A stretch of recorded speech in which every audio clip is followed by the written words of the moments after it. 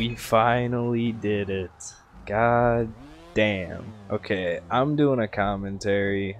I've been waiting to do this for a while. I meant to do it for BI, and I ended up just not doing it because I was gonna, add a new video to my channel with some of the chokes on BI. I even made most of the video. I chopped it up and did the entire edit, and it just, I don't know, I just never released it.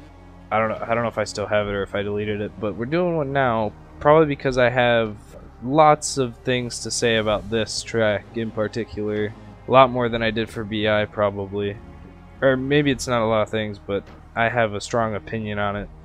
I guess I'll give a little rundown on this track, and I guess I'll go CP by CP. So I'll start off with one. Kinda hated it at first when I first started grinding the track. Turned out to be by far the easiest CP to me. Pretty much passed it like in 5 minutes every time unless I was warming up. CP2, worst CP I've ever played. Nah, I'm kidding, it's not. But it's painful to play every time. I used to stationary after the backwards flip, or the back wheel tuck, and then I saw Scott pass the track, and after he did the back wheel tuck and landed down on that like wood platform, he would just ride off and bunny hop, and that I tried it and I would get it like, I think when I first tried it I got it like 2 out of like 5 attempts, and that's like a million times more consistent than I was getting it before. And so I was gonna quit this track, and then once I learned Scott's method for CP2 I actually enjoyed the grind a lot more, because CP2 had been by far the hardest CP in the track at that point. Since I learned Scott's technique, it's still a hard CP, and I was terrible at the ending. I'm still terrible. In this run I saved the ending like twice. I'm not sure if I show it, but I ended up climbing the last wall and then riding back down it, saving it, and then climbing it again, and then riding back down and saving it again, and then just failing it the third time. It's a really tough ending. I don't know why. I'm not terrible at that technique. It's the same as the technique on CP1, and this technique on CP1 is probably harder since it's just a bigger wall. But I don't know why it's hard in CP2. Probably because of the shorter run up. CP2, I don't know what I put in my description, but it's probably like the 4th hardest CP, or 3rd hardest, something like that. CP3, pretty easy, 2nd easiest, I believe. It was a struggle at first, just like 1 was, but it's one of those where if you really try for like 2 minutes and you just focus super hard on trying to pass the CP, like you're probably gonna pass it. Like as long as you're not just fooling around on the stationaries. CP4 is super throttle heavy. It's, other than maybe CP8, it's probably the most throttle heavy CP.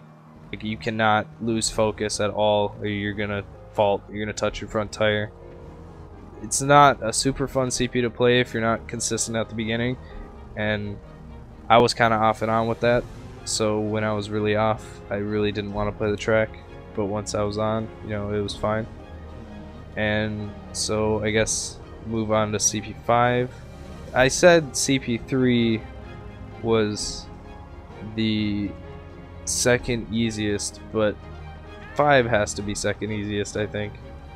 Honestly, between 5 and 1, they could, like, either one could be the easiest for all I'm concerned. But 3 is definitely harder than 5, now that I think about it. Now I get to CP6, which is CP I thought I'd struggle the most with after playing all the individuals. Yo, okay, wait a second. Like, on a real though, Storm, what the fuck is this? You know how valuable these 25 seconds are in a track like this? Like, it's level 7, bro.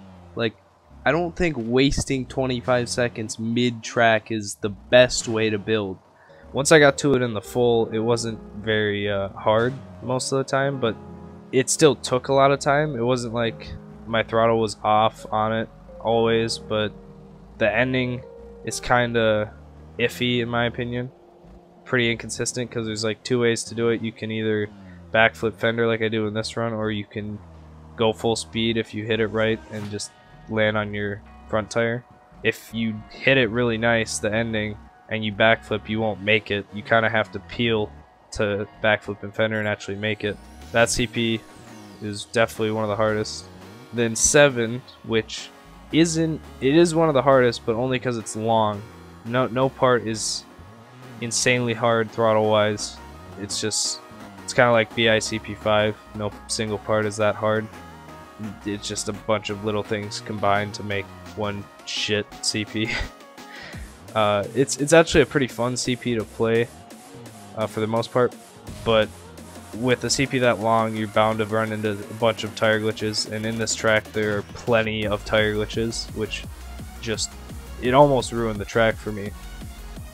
Then we move on to CP8, and that I didn't think would be that hard, but I only got to it once and I passed it, but I also had so much time to pass it and I barely did it.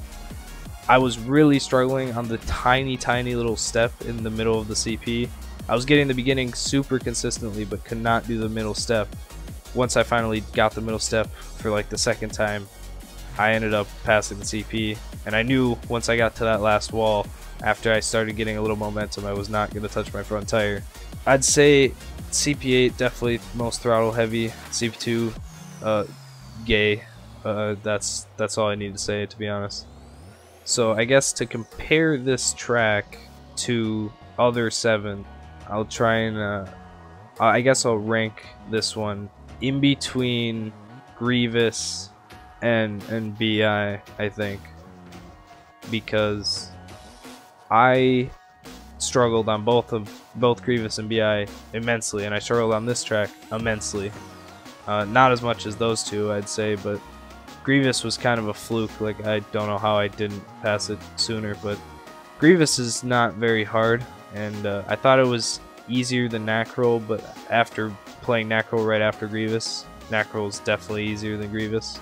But BI is a whole another level compared to this track. I don't even think it's that close.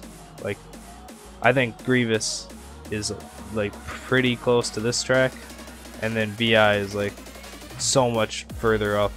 It's kind of insane. And then I think Wraith plus CP is probably even a little bit higher than BI, but I don't know yet. That's probably my next track though. So I guess I think I still want to do a Q&A for my channel at some point. I asked for a Q&A in a video before, but I didn't really get too many questions. I'd probably still use some of those. I probably will still use questions if I end up doing the Q&A, but I need questions. So if you guys want to comment anything, really anything, I'll answer anything. It doesn't matter to me, as long as, you know, I can talk about it confidently, really. So yeah, I guess I'll say one more thing about this track. In terms of fun, I didn't like it at first, but it definitely grew on me a bit, even though when I was streaming it, it didn't sound like it. I definitely enjoyed playing it more and more as I played it. It's definitely a storm track, and a lot of people don't like storm tracks, and I would recommend people playing it. You know, Benji, get on that shit. Okay guys, thanks for watching. Please send questions to me, and I will do a Q&A.